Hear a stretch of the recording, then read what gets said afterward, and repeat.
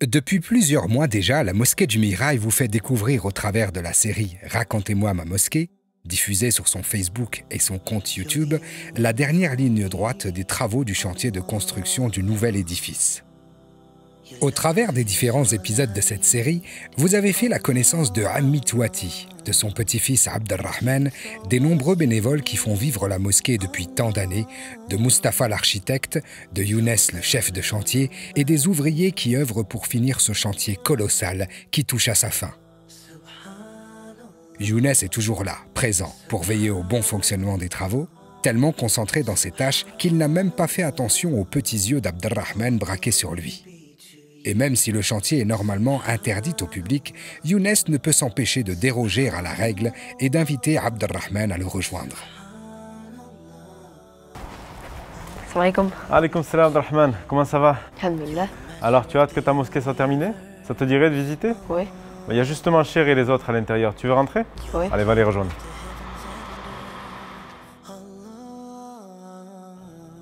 Salam alaikum.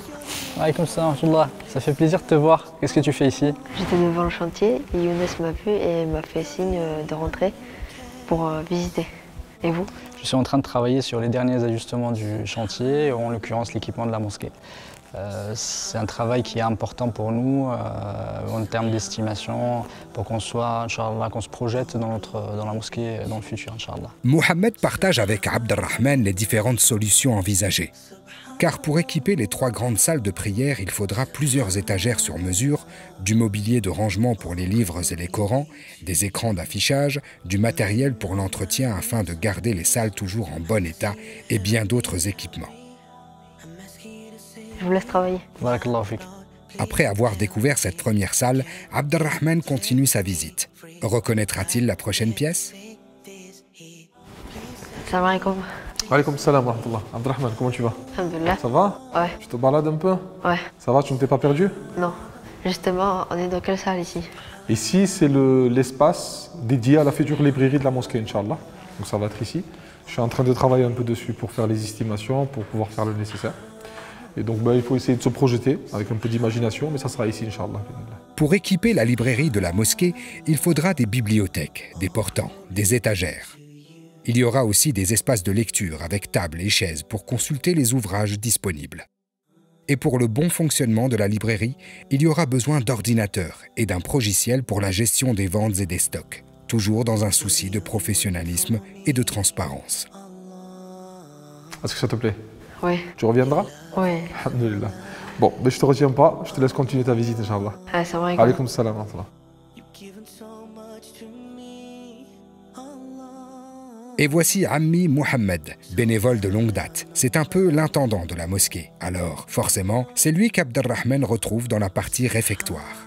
Pour équiper cet espace, il est prévu d'installer dans une partie du matériel de cuisine professionnel et les équipements sur mesure pour préparer de bons petits plats pour le mois de Ramadan et autres fêtes et rassemblements.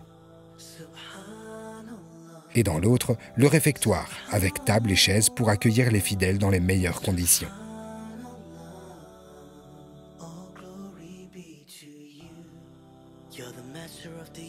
Direction maintenant le premier étage, où Abdelrahman croise à nouveau Mohamed, qui poursuit sa mission. Abdelrahman, alors ça se passe bien la visite? Oui, très bien. Écoute, ici tu te trouves pour moi, dans la salle de prière, meilleur endroit de la mosquée. En termes de beauté, en termes de luminosité, de quiétude, de sincérité que ça inspire. Je pense que c'est vraiment un endroit favorable pour pouvoir prier Allah subhanahu wa ta'ala et l'adorer.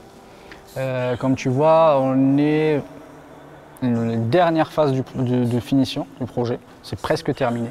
Il ne reste plus que le dôme à installer. Il est en cours de fabrication hein, dans une usine. Il va arriver très prochainement. Le dôme est la dernière grosse étape qui permettra ensuite aux ouvriers de parachever les travaux des 2 salles de prière principales. Après, ce que je pourrais te conseiller de visiter, c'est l'enseignement qui se trouve de l'autre côté. Il y a la salle qui se trouve au bâtiment qui est consacré à l'éducation et à l'enseignement. On pourra te parler plus en détail sur l'avancée du chantier. D'accord, d'accord, Fik. Salam alaikum. La joie d'Abdelrahman grandit à chaque pas qu'il fait vers la partie enseignement, car il va enfin pouvoir rentrer pour la première fois dans ses futures salles de classe.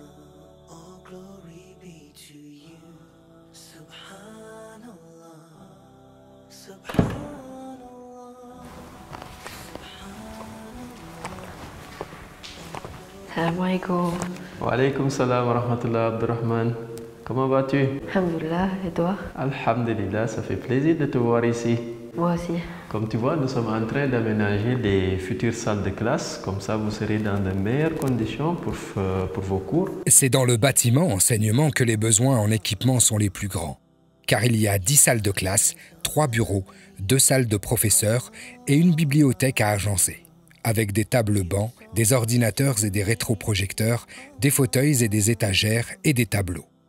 Le bâtiment compte également un gymnase au sous-sol dont l'équipement sportif doit être adapté aux enfants. Abdelrahman s'y voit déjà. Pressé d'explorer les autres étages, il déambule dans les couloirs, encore plus impatient qu'à son arrivée que les travaux s'achèvent. Et c'est en rencontrant Mamadou Dafé, l'imam de la mosquée du Mirail, que la visite s'achève pour Abdelrahman, curieux de savoir quand est-ce qu'il pourra investir les lieux pour prier et continuer d'apprendre sa religion. C'est vraiment la touche finale, hein. Comme tu vois, il reste à terminer la peinture, la moquette bien entendu, la sonorisation, terminer également l'électricité et enfin pouvoir équiper la mosquée pour pouvoir recevoir donc, ces gens qui attendent depuis combien d'années.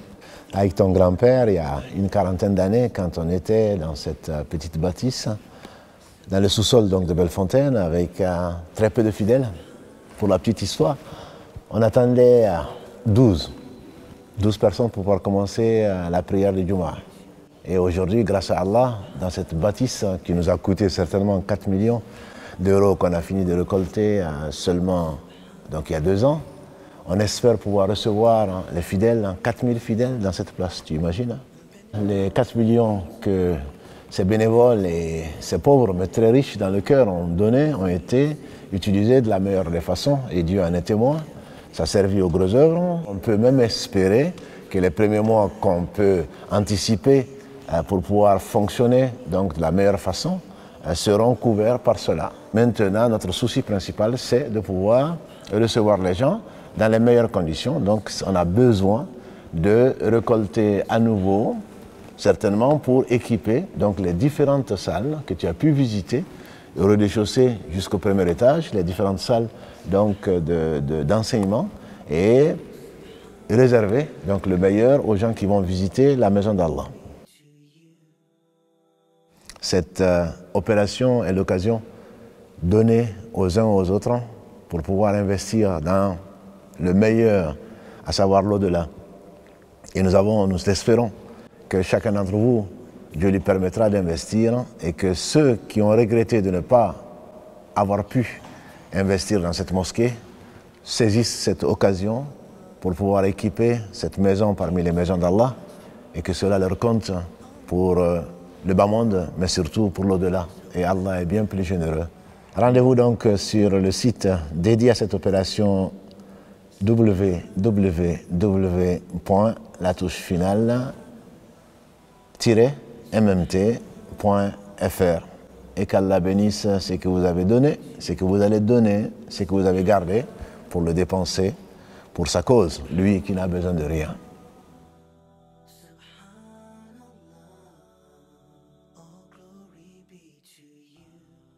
You're the master of the universe.